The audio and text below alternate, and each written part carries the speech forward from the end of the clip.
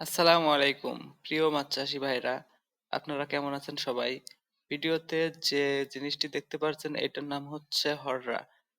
এখন আমরা আমাদের একটা পুকুরে হররা টানবো। হররা জিনিসটা আসলে মাছ চাষের সাথে যারা সম্পৃক্ত নয় তারা সঠিকভাবে চিনবে না।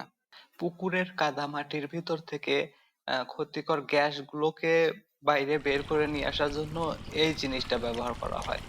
আপনারা দেখতে পাচ্ছেন জাল টানার মতোই ২ জন ২ প্রান্ত থেকে অ্যা টেনে নিয়ে আসতেছে এবং মাঝখানের যে ভারী কাঠিগুলো আছে এগুলো কাদার মধ্যে প্রবেশ করতেছে। যার ফলে কাদার ভিতরে থাকা অ্যামোনিয়া বা কার্বন ডাই অক্সাইড এ ধরনের ক্ষতিকর গ্যাসগুলো বাইরে বেরিয়ে আসছে।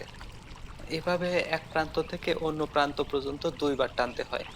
মাছ চাষের ক্ষেত্রে এই অ্যামোনিয়া গ্যাসটাই মোটামুটি সবচাইতে বেশি ক্ষতিকর। এই গ্যাসের কারণেই পুকুরের পানি নষ্ট হয়ে যায় এবং মাছে বিভিন্ন ধরনের রোগবালাইয়ের সৃষ্টি হয়। আর মাছের রোগ হইলে পরেই খামারি বিভিন্ন ধরনের দুশ্চিন্তায় পড়ে যায়। বিভিন্ন ধরনের ঔষধপত্র প্রয়োগ করতে হয় এবং অনেক সময় দেখা যায় যে আসলে অনেক মাছ মারাও যায়। যার কারণে খামারিকে লস গুনতে হয়। কিন্তু দেখেন আপনারা একটুখানি সচেতন হইলে পরে এই সামান্য বিষয়টা যদি নিয়মিত করেন তাহলে পুকুরে কখনো গ্যাস হবে না।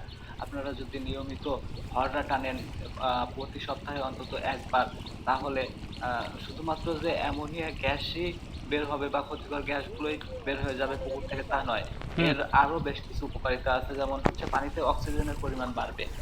আর পানি ধারণ ক্ষমতা বৃদ্ধি পাবে। পুকুরের পানি সহজে শুকাবে না। ভিডিওতে আপনারা যে পুকুরটি দেখতে পারছেন, এইটা মূলত অ্যামোনিয়া মুক্ত একটি পুকুর।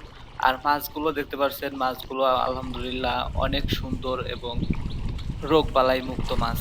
এই মাছ আসলে আ আমি একই পদ্ধতিতে মাছগুলো চাষ করছি যে পদ্ধতিতে আপনারা চাষ করেন। আ আপনারা যেভাবে খাবার খাবার দেন আমিও মোটামুটি ওইভাবেই খাবার দেই। শুধুমাত্র পার্থক্যটা নিয়মিত পরিচর্যাটা ঠিকভাবে করি। তো আপনারাও নিয়মিত পরিচর্যাটা ঠিকভাবে করবেন। যেমন আ প্রতি সপ্তাহে আপাতত পুকুরে হড়রা টানবেন, সময় মতো চুন দিবেন, লবণ দিবেন। তাহলে ইনশাআল্লাহ প্রজেক্ট শেষে একটা ভালো ফলাফল পাবেন।